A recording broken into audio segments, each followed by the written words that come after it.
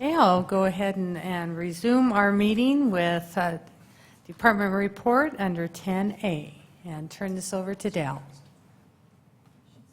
Good. Thank you, Madam Mayor, members of council. Appreciate the opportunity to stand before you tonight and give you an update on something that we've been talking for a long time, and that is the actual issuance of our new MPDS permit. And we want to take a little bit of your time tonight to give you an oversight, where we've been, where we're at today, where we're going, and just exactly how this lays out in terms of commitments and challenges and opportunities that we have before us. So Lorelei and I get an opportunity to stand before you, but I want you to know that we're representing a full department of staff that have worked hard, the engineering teams, the operations group, over a long period of time to bring this to fruition. And so we're excited to bring you up to speed on just exactly where we're at. So our agenda over the course of the next 15 or 20 minutes is to kind of walk you through the history, talk about the investments that we've made to date, what's been done. We'll turn it over to Lorelei and she'll bring you up to speed on the key components of the new permit. We've been talking about them for quite a while, and I think you'll recognize a lot of those items. And then we'll finish with a discussion about the commitments that we have that are still ahead of us. So a little bit about the history here. This is a timeline that actually takes you back all the way to 1999. So our current permit, the permit that we have for 6 more days at the City of Meridian here, was issued in 1999. And I'm not going to go through all of this, but for illustrative purposes, you can see that there's been a tremendous amount of activities and events and milestones and everything else that have occurred since what should have been a 2004 expiration of that permit, through the process of administrative extensions, a variety of different investments, working our way through and watching other communities go before us, and things. You can see that we've had a lot of effort that have brought us up through the 2014 window, when we first got a look at what we called the pre-draft permit that was issued by EPA to us. So the actual items since the permit, we've had really 3 years of pretty intense negotiations with EPA and DEQ that we think was very successful. We saw the removal of limits come out of the permit. We saw the compliance schedule created, which we had a lot of say in exactly what that looked like and what was in the best interest of the City of Meridian. We had modified detection limits and even some things that fell out of the permit. So to the best of our ability, we did a great job of negotiating through that process. It has brought us to the permit we have today. We've taken advantage of that time. There's a lot of technology that's evolving. We've been piloting and trying to stay on top of that technology as best we can to make sure that as we modify our facilities to comply with our new permits, that we've got the best and the broadest knowledge base to make the best decisions that we can. One of those is actually the picture you're seeing here. That's an airprex, and that's a side stream removal process for phosphorus that we piloted, and there are other technologies that we're investigating today to try to make sure that we make the most effective decision that we can for the technology required to meet. We've been involved in a lot of different regulatory processes, the TMDLs, the total maximum daily limit, things that look at impaired streams and define where those responsibilities lie. We've been actively involved in all the other city permits. We've been very involved in the development of primacy by the state of Idaho for the development and implementation of future permits. So as you're aware, I think you're probably aware, is that Idaho is deep in that process and will, in the next year and a half, take over the issuance of the MPDS-type permits on behalf of the state. That's an obligation that we'll have in terms of some financial support, but it brings that whole process, which to now has been a federal Region 10 issue dealing with permit riders out of Seattle and things, and it'll bring it into a state level where we'll have, I think, stakeholders that understand us and our environment and our local jurisdictions, and will be able to work closely with us. We'll have a name and a face that we can call when we have questions and things. So that's a very important process for us, and it is right on the horizon for us. This permit, however, was issued through EPA Region 10 out of Seattle. Al, is there a possibility that we can have the state come and give a presentation and an update on where they're at in the process and what it looks like? Of course, this is new, it needs to be funded, and what are they going to be expecting of our citizens to fund as part of that? Yeah. Because as I recall, you had the state saying they'd pay a third, industry would pay a third, and the municipalities, those with permits, would have to pay a third. Yeah, Madam Mayor, that's correct. And I think we could pursue that. If not, I know that we are probably up on that whole process enough to where we could come and offer an update.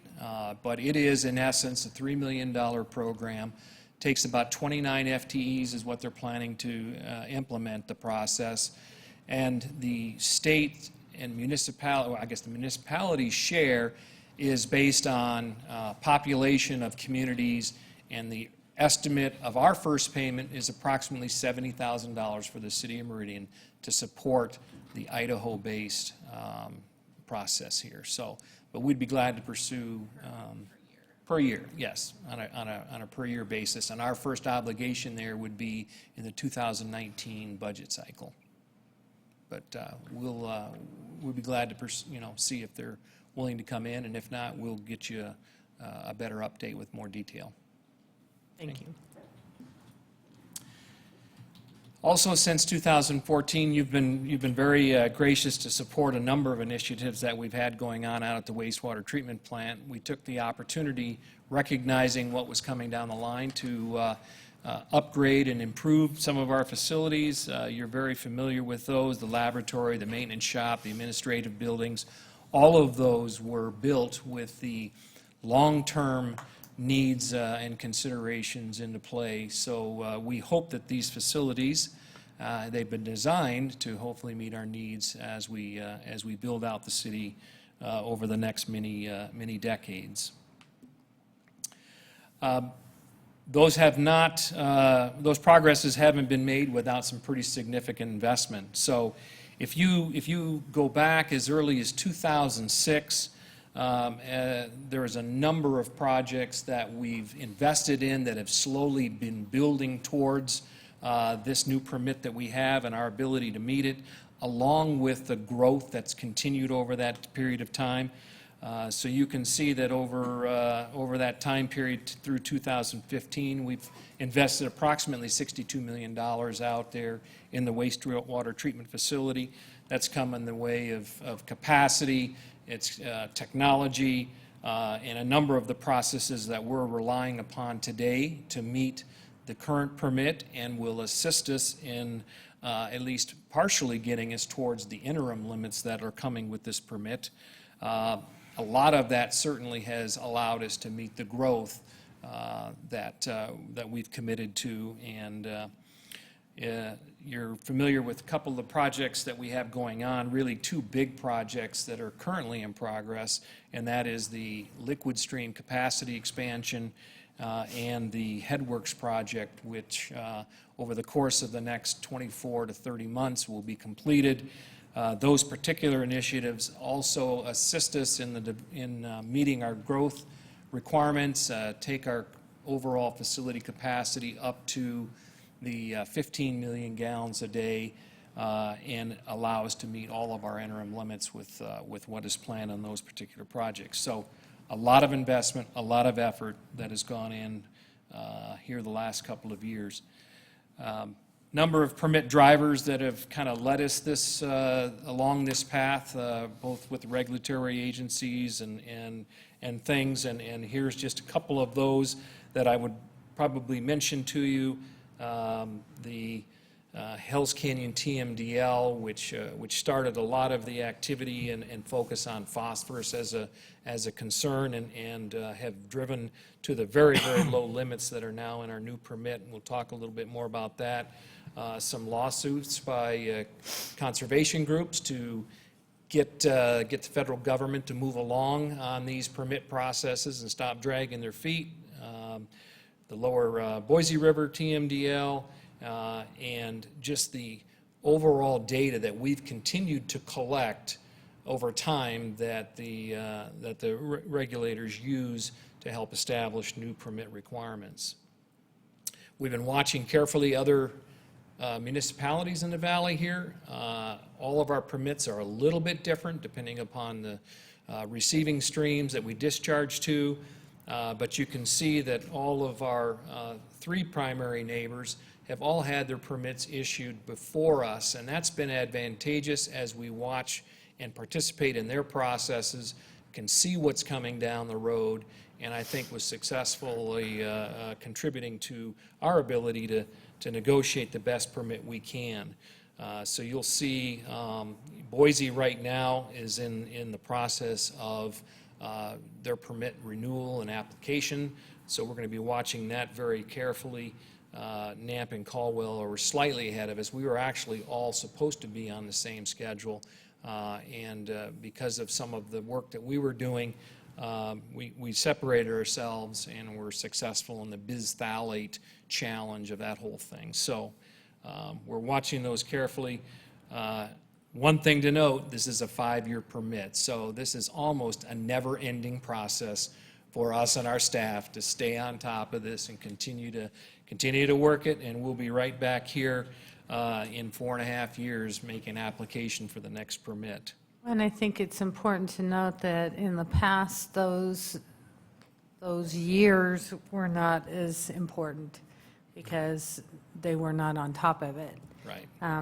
As you all know, we were operating under a 1999 permit, but with the primacy that the state has been building towards, you can see that these renewals will probably be adhered to. I think that's a fair characterization. I would bet the state of Idaho is committed to keeping these things on schedule. And we did not mind the delay because it delayed any cost and new regulations that we had to adhere to. We took full advantage. We kicked the can down the road as long as we could. I'd like to turn it over to Lorelei now, who's going to walk us through some of those specific key components of the new permit. All right, thanks, Dale. So I'm going to cover some of the details, and I know it's been a really long night, so I'm going to try to keep it light, although this is a really technically complex legal federal document. So I'll do my best. Stop me along the way if you have any questions. I'm used to some of this jargon, so sometimes I don't explain it well enough. So what I'll be doing is covering the permit requirements over the next 5-year period and 10-year period. We'll be talking about new limits and also the interim limits and final limits and what's the difference between those and what that means from a technical standpoint at the treatment plant. We'll talk about increases in monitoring, the reasons for those, the impact of that, and what some of the results may be used for.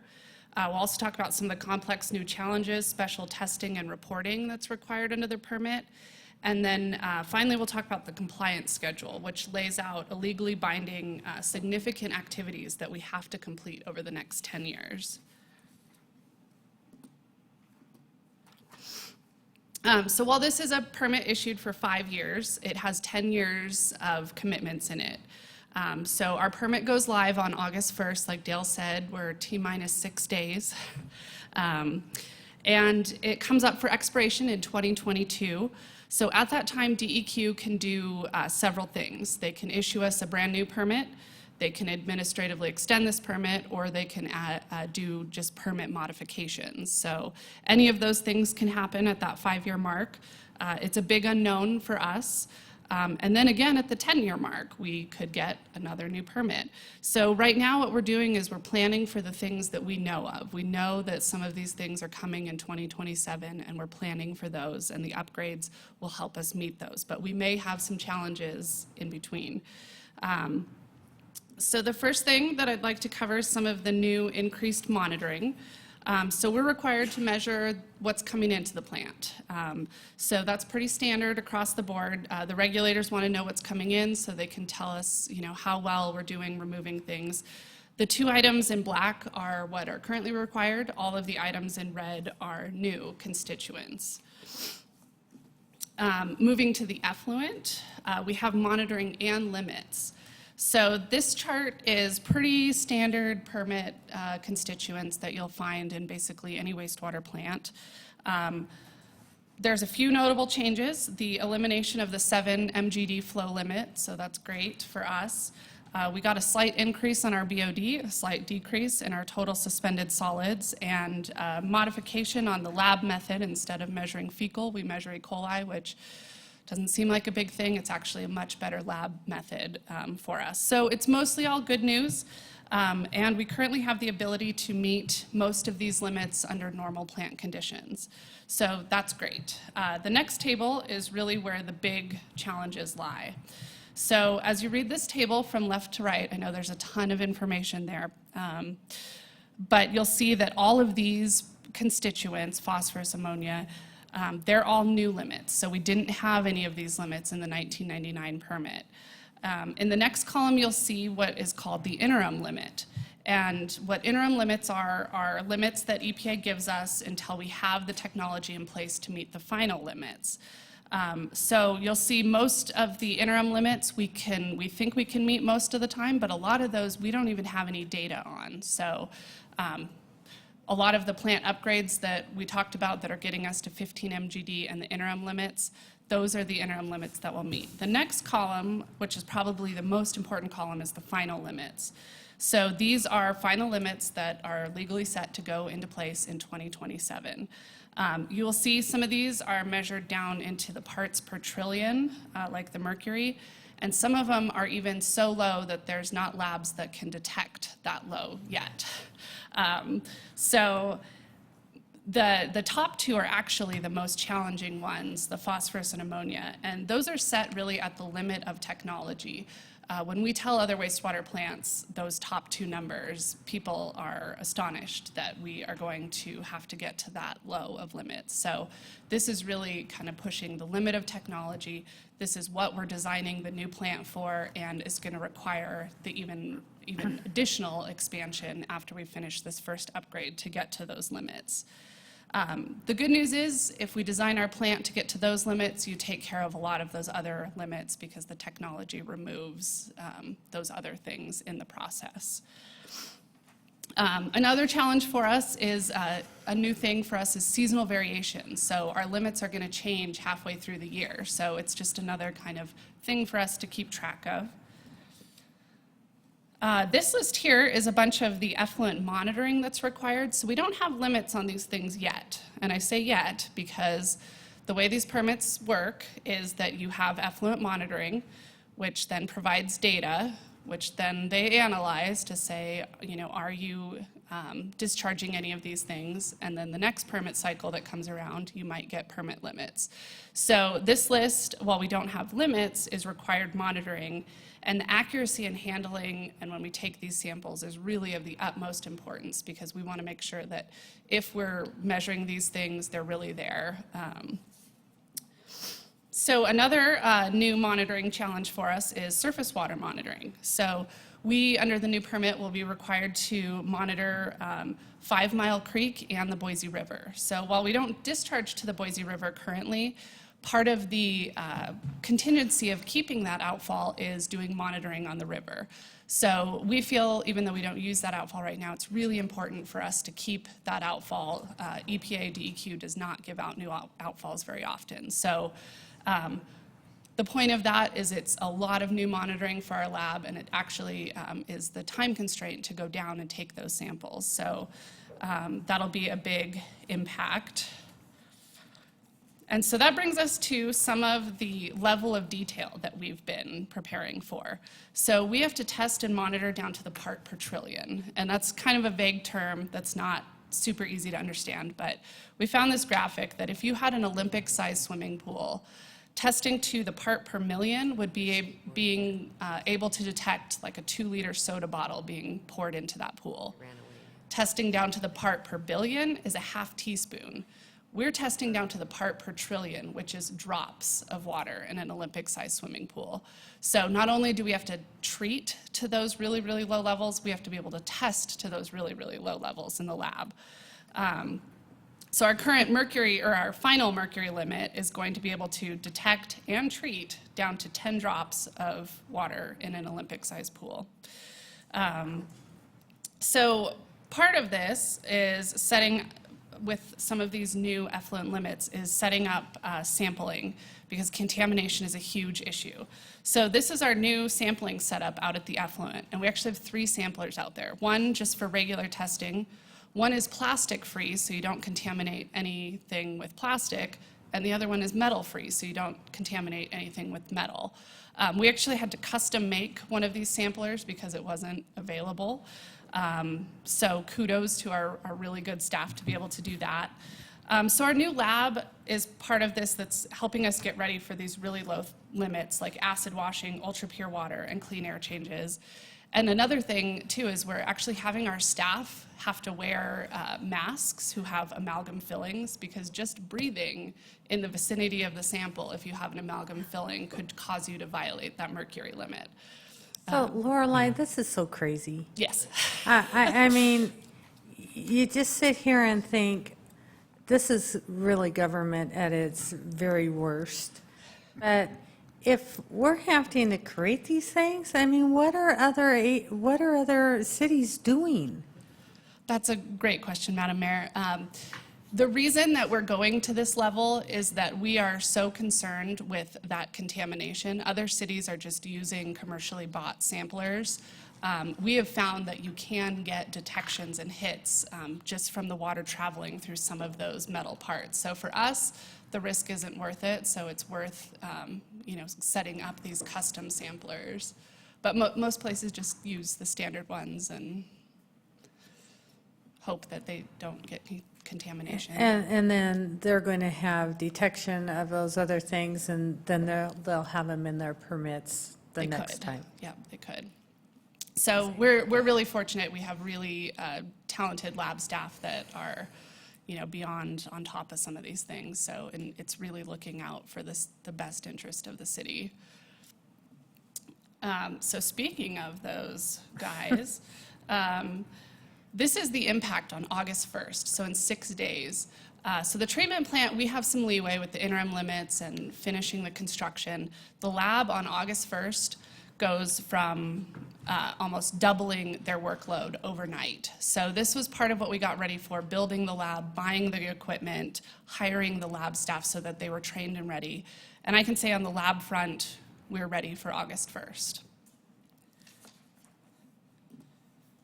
So this one is another really good one. This is another new requirement for us called expanded effluent testing.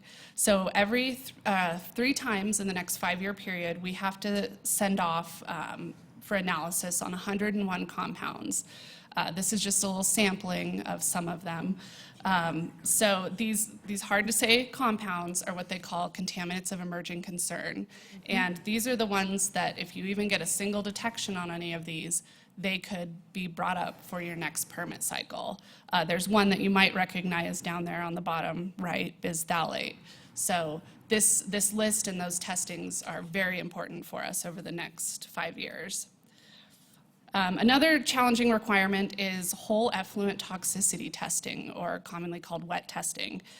So this is a test where we have to take our effluent and we have to put water fleas, fathead minnows, and algae in our effluent and make sure that those organisms can survive, reproduce, and grow. So this can be a really challenging test because you're working with live organisms. It's also one of my favorite permit ironies that we're putting millions of dollars in infrastructure to remove nitrogen and phosphorus to stop algae blooms, but then we have to also prove that our wastewater is not toxic to algae at the same time. So wet testing is very expensive, and it can be even more expensive if your effluent fails. Obviously, that is not our plan, but just a story from our neighboring city, City of Boise, since their new permit went in 2012, has been in accelerated wet testing ever since. So you can see some of the costs associated with that up there. So obviously, we're not planning on that, but the costs of these things can add up significantly. Additionally, we have to participate in a fish tissue sampling program. This is a program that we're going to partner with some of our local neighbors to get this permit requirement done in a mutually beneficial, cost-effective manner. And what this program does is it looks to prove real-time improvements in the fish in the rivers and see if the mercury reductions that we're doing are having impacts in actual fish in the river. So we also have this big list of plans, reports, and documents that we have to submit. As you can see, most of these are new requirements. One of the things I'm really proud to say is that we are planning on doing all but one of these in-house. And we looked at that at a conservative cost estimate savings of about $150,000 that it would take to send all these out to consultants. So another huge kudos to our really high quality, high caliber staff that can complete these in-house. So finally, I'd like to talk about our compliance schedule. This is something that you're going to hear a lot about in the next 10 years. So what is a compliance schedule? It's essentially a grace period of time that the EPA gives that allows permittees to install the necessary infrastructure. So as you guys can imagine, you can't build new aeration basins overnight. You can't put in tertiary filters overnight. So what this is a leeway to help you get to those interim or those final limits. However, to do that, you have to provide plans, meet milestones, and provide annual reports that show, yes, we're doing what we said we're going to do. We're not going to get to the end and say, oh, well, wow, we didn't do anything. So the compliance schedule is part of our permit and includes, so it's legally required capital improvement milestones that have been set out. So what do those look like? The first one is our facility plan update. And it is a document that's required by EPA and DEQ. And essentially, it's the city's plan to meet those final permit limits. It's required to ensure there's enough time to design, fund, build, and learn to operate these systems. So this plan is already underway. We started it this fiscal year, and it's going to cost us about $500,000. The next compliance schedule item is the first step of design efforts for phase 2. So we talked about phase 1 is just going to get us to interim limits. Phase 2 is going to be the next big stage of construction. So we're required by July 2022 to submit to EPA or DEQ and EPA our plans to get to those final phase 2 upgrades. The actual final design on those is due in 2023. And we estimate that those two milestones together will be about $4.5 million, which essentially is the design of the second retrofit to the treatment plant and also tertiary filtration. So the next big milestone comes in 2025, and that we have to be completely finished with the final construction for the phase 2 upgrades. And that is estimated to cost about $24 million for the BNR piece. And then the tertiary filtration piece is another $21 million that comes in at the end of that compliance schedule. So in summary, the compliance schedule, like I said, is a legally required milestones under the permit. And it has us spending about $115 million over the next 11 years to meet the permit that's set before us. So as you can see from my portion, this is a really complex, detailed document. And it has significant monitoring limits and capital projects over the next 10 years. So the good news is we've done a lot to get ready for this with the council's and mayor's support. You know, we're in a much better place than if this permit would have hit a couple of years ago. However, we still have some stuff that's left to do, and I'll turn that back over to Dale.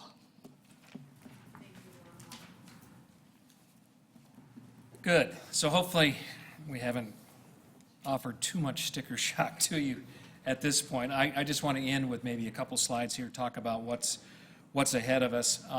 This is an aerial view of the design and the activity that are going on right now at wastewater treatment plant. We are well into the construction of the first phase of our liquid stream capacity expansion, which adds, in essence, a new treatment train for the liquid side of the processes out there, and touch virtually everything that you see right here. I would say I'd love to invite the council out anytime to come take a look. There's actually something to see now. There's large basins under construction. There's millions of pounds of concrete already in the ground and rebar and everything going in. So would love to have you join us at your convenience for a tour of how things are going on out there. It's actually pretty exciting. Dale, why don't you maybe get some dates out to council so we could maybe do it in a couple of outings instead of all 7 of us? Sure, that'd be our pleasure. We can set that I up mean, for at you. individual times, that would Sure. not be time efficient. We're normally there, so we can accommodate a lot of different times. So this next one I just popped up on you is kind of where we're going. So when we talk about time horizons, you know, we have to construct on a time frame that looks out 30, 40, 50 years and kind of approaching the build out of the city of Meridian.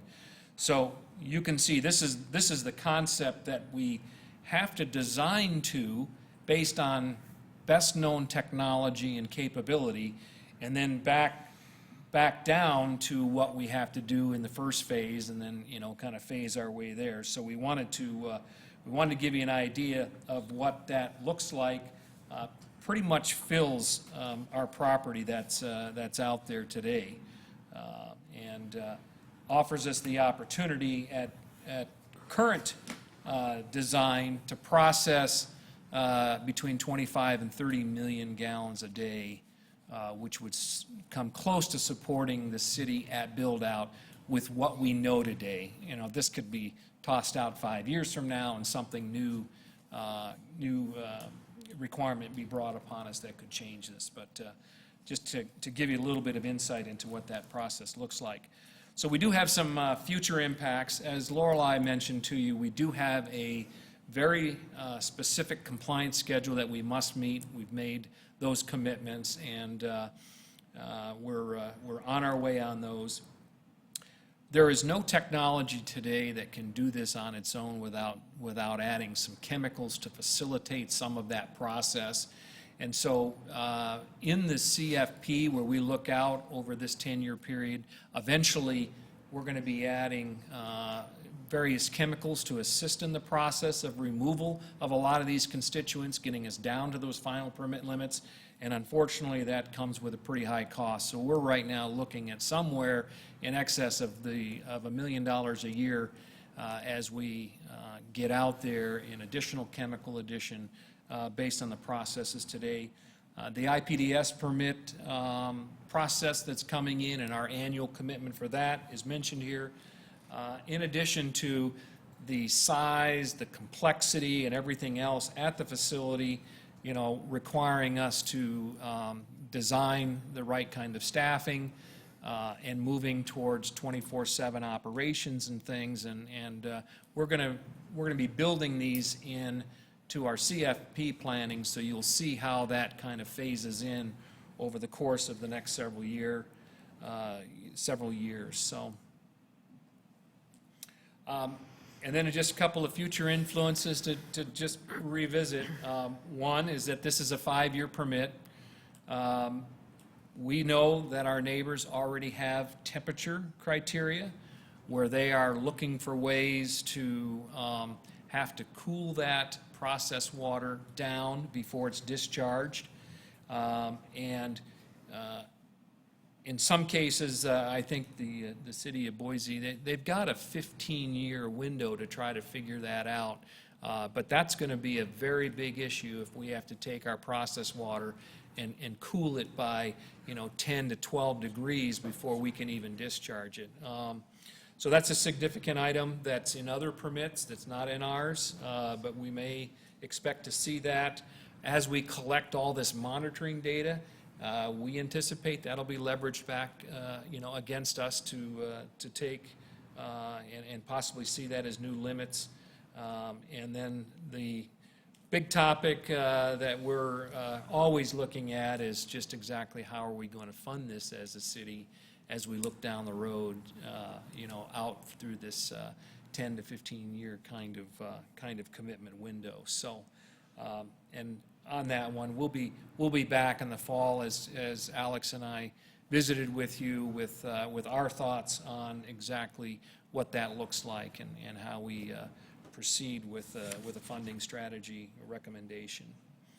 So we tried to keep this thing moving for you tonight. We know it's late, but we'd be more than happy to stand for any kind of questions that you might have as we enter a new era of wastewater compliance. Well, thank you for such a detailed and well-put-together presentation that takes a lot of complex information and puts it into something that's very understandable. So I appreciate the effort you put into that. Council, any questions? Madam Mayor, Mr. Byrd. not a question, just a comment. You look at this picture, and I look back at when myself and Tammy come on, and it's amazing. It's amazing. But, the one thing that our public works has done, if they stayed ahead in all divisions, your staff, regardless of who's there or what, we've always been able to stay ahead and do the right job. And I'm just proud of what we have in our water, wastewater, and administration in our public works, because if you have problems like we found out a little bit ago, it's not fun. Sewers backing up, it might not be as bad as a crime or a fire, but it's pretty bad. People get pretty excited. But anyway, I just want to thank you for everything you do, and just council, make sure that you listen good in the future and always stay ahead of the problem. Madam Mayor, Mr. Kavner. I echo some of Councilman Byrd's comments about the facility. Question, though, for you, Dale, would be, regardless of politics, we have a new administration that at least has a rhetoric of repealing regulations as opposed to adding regulations. Have you heard in other municipalities, is any of that rhetoric trickling down to requirements that are impacting them, or do we think that will provide us any reprieve as we seek out new permitting guidelines? Madam Mayor, Councilman Cavanagh, that's a very good question, and we have not, as of yet, heard of the impact of that. We are aware of the fact that there's conversations of cutting, funding for various regulatory agencies and things. Fundamentally, I think the agencies believe that a lot of the imposing of what's here is based on science, and regardless of philosophy and some administration things, some of those things are still coming through. I would guess that maybe our first indication of that might be as we watch the Boise permit renewal process here. Our permit has in essence been done now for roughly a year, and so I think it was too late to have any influence there. But I think it's going to be something we're going to watch very, very closely and see if there aren't some influences. we can hope for the best, but I think we will continue to plan as if, things are going to progress in the direction that they've gone. But no evidence that I'm aware of at this point in time yet, but we're watching that carefully. Madam Mayor, additional question, if I may. I think I was written between the lines, but it sounds like that in the council, we made some significant changes to rates across the board, kind of a three-legged stool approach. And if I'm reading through the lines appropriately, is maybe that's not going to be enough for future needs, and so we need to just start preparing ourselves to having, when you say you're going to come back, that we need to start preparing ourselves for a conversation about how we're going to pay for that. That's basically, we need to look at some element of the rates that we have increased and maybe increase them even higher. Is that fair to say? Madam Mayor, Councilman Cavanagh, that is fair to say. So I think we are in the zone of the early anticipated cost for the total project. There were estimates as high as $190 million. I think today's estimate, today's dollars, we're probably in that $160 to $170 million to prepare to the end. In the meantime, we have a lot of other costs that are increasing and things of that nature. But right now, as we shared with you here a while back, our department, we feel very good about the next 5 to 6 years, and then we start to dip below the line, and that's the time frame, kind of years 6 through 10, that we will need to make some kind of an adjustment in the rates and fee structure in order to remain at the level of solvency, if you will, and having the flexibility to do things we need to do. So, it again is a longer term window, but the sooner we get started on those kinds of things, the better.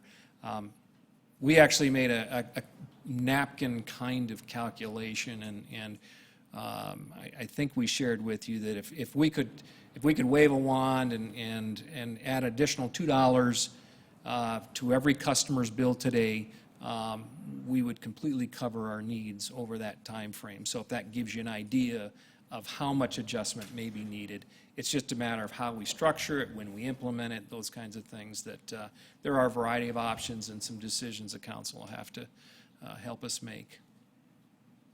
So. Any other questions? Okay. Thank you. Okay, item 11A is ordinance 17-1741. Mr. Clerk, will you please read this by title?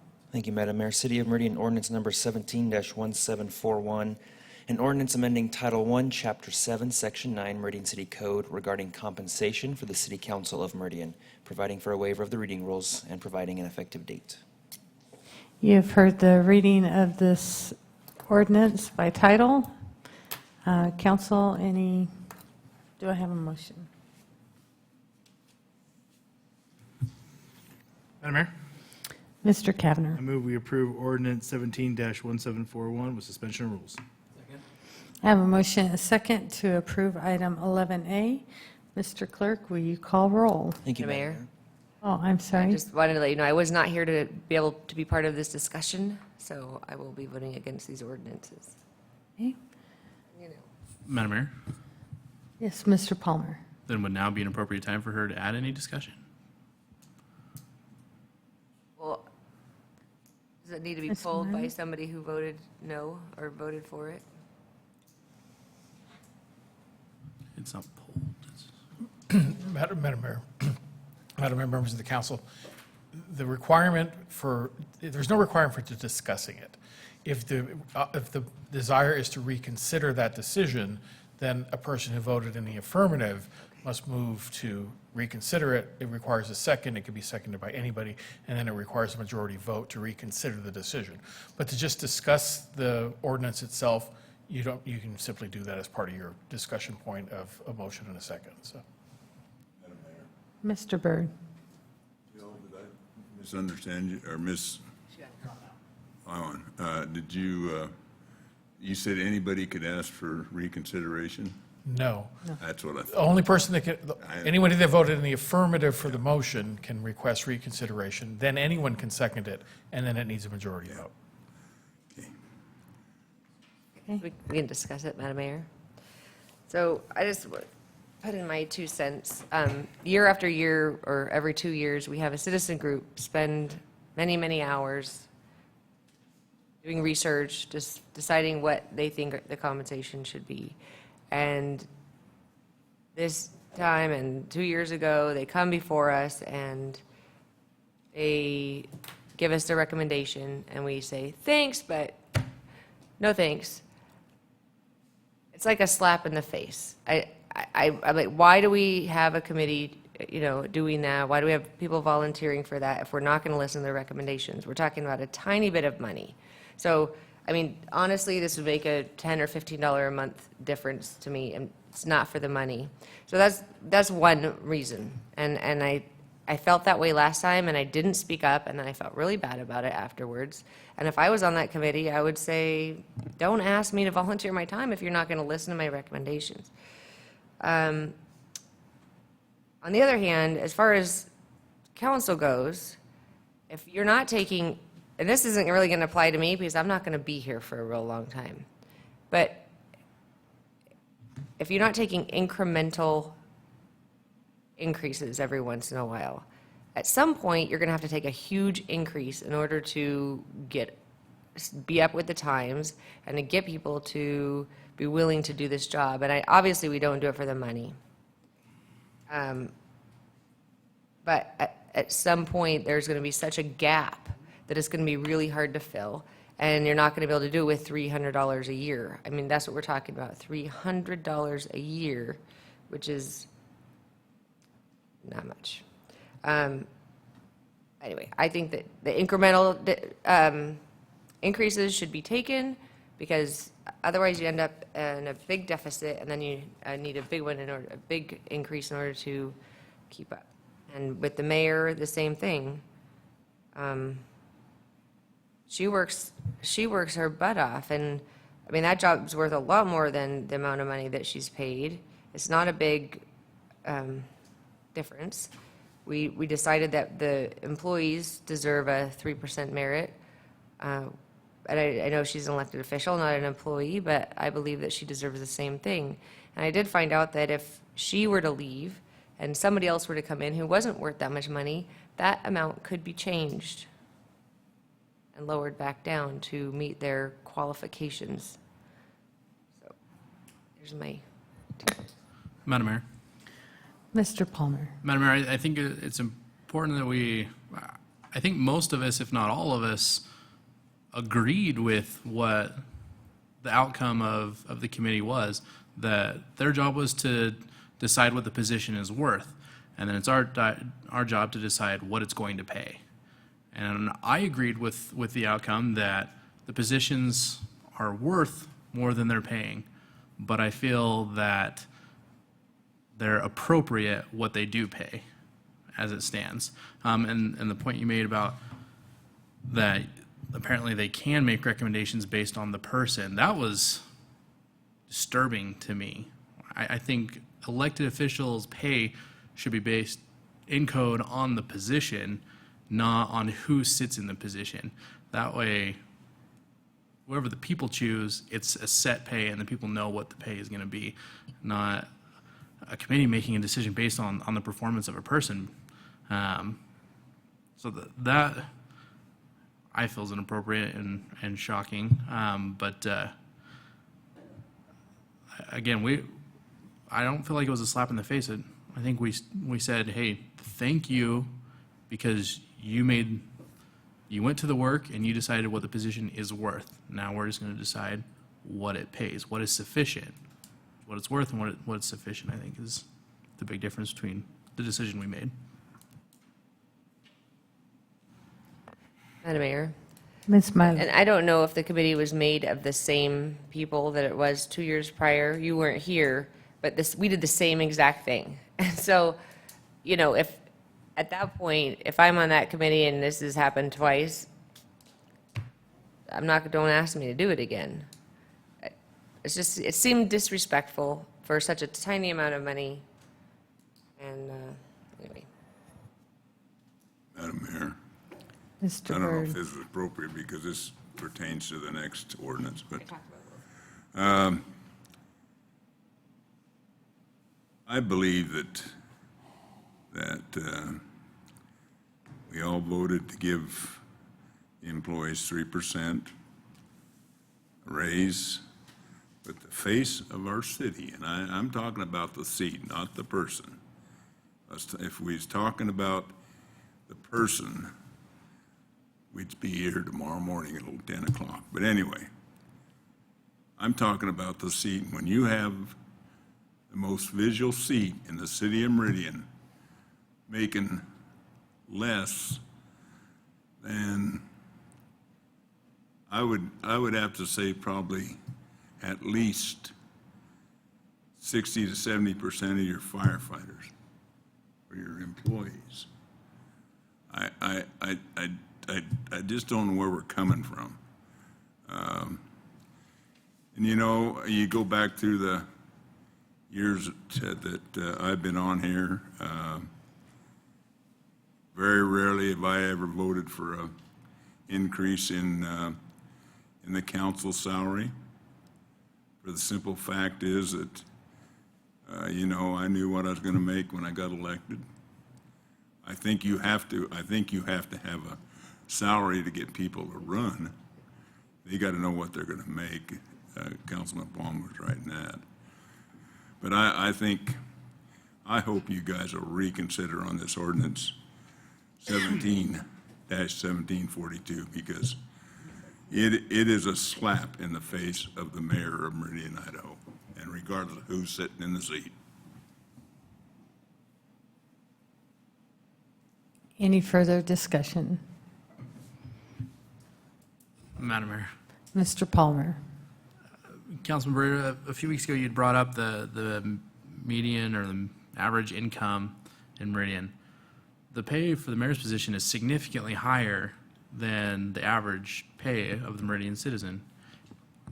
The job is certainly commensurate with that. In fact, I believe that the job is worth 6 figures, but it's still significantly higher than the average pay and very, very sufficient to sustain a family of any size within this city. And it's a public service position, and it should be set, regardless of who's sitting there. And where it's at right now, I feel is perfectly sufficient. Madam Mayor. Mr. Byrd? Okay, Councilman Palmer, I don't disagree with that. But let's take it another way. We were told the other night the average income in Meridian, Idaho is $40,000, right? I think Brenda told us that the other day. Our average income in the city of Meridian is $58,000.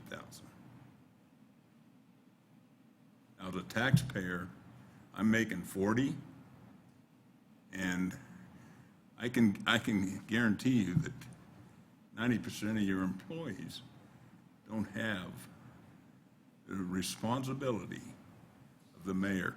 If something goes wrong in the city, you and I don't get the calls. We get them once in a while if they're mad at us.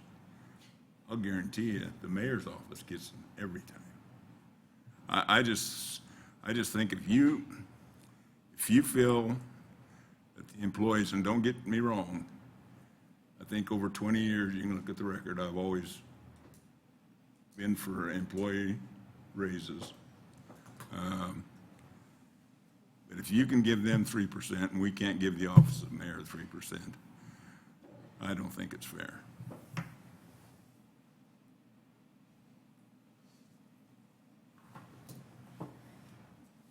Mr. Clerk?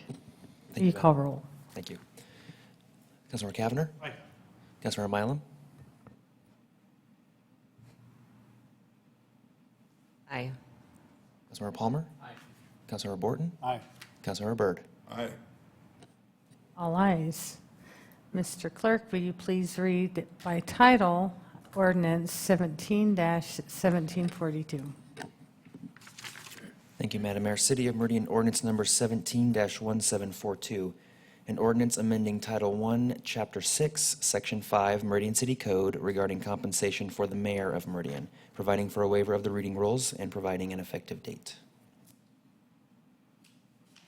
You've heard the reading by title of ordinance under 11B. Do I have a motion? Madam Mayor, Mr. Kavner. I move we approve ordinance number 17-1742 with suspension of rules. Second? Have a motion and a second to approve item 11B. Any discussion? Mr. Clerk. Thank you, Madam Mayor. Councilmember Cavanagh? Aye.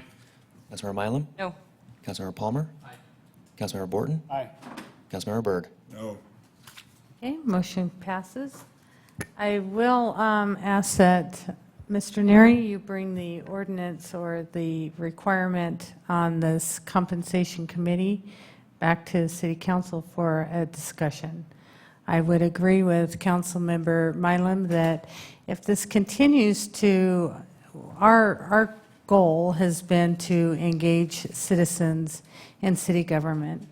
If the work they do seems for naught, and the committee will tell you that that is the feeling on this particular thing, that maybe you need to reconsider what you want this group to do or not.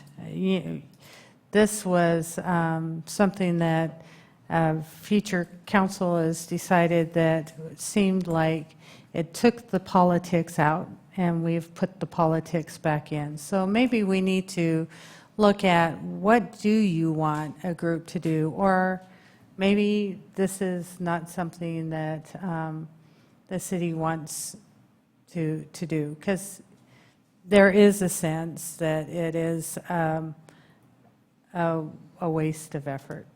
So just giving you the feedback I've heard, council, I was ambiguous on this, and I've appreciated the discussion, but there needs to be greater clarity on what is expected to be brought back to this.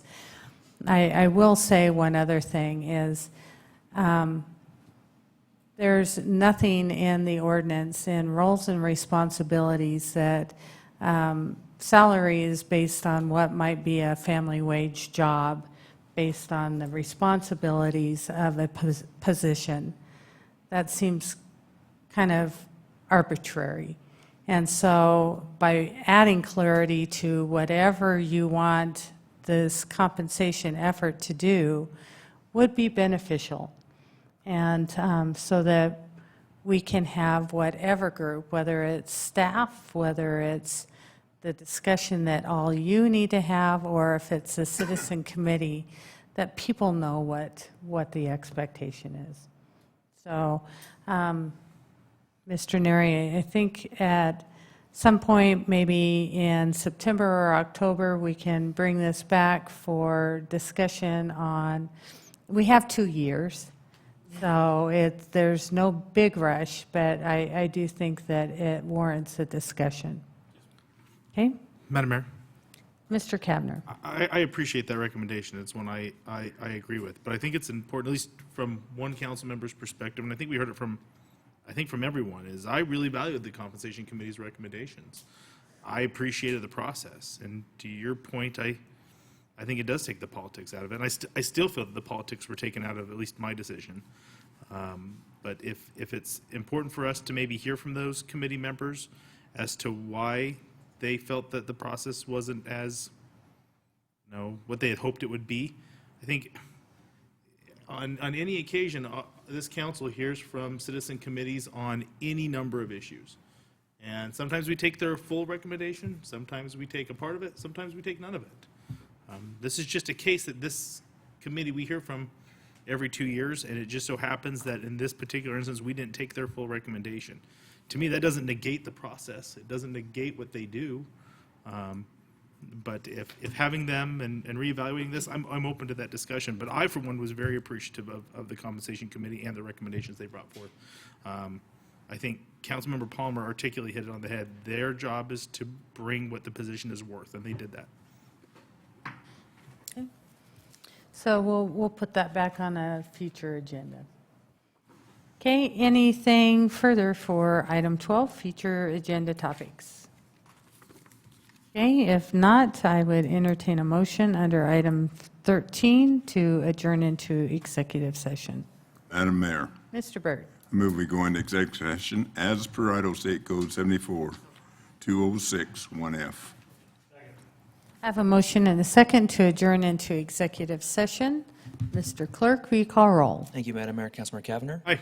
Councilmember Mylum. Aye. Councilmember Palmer. Councilmember Borton. Aye. Councilmember Byrd. Aye. All ayes.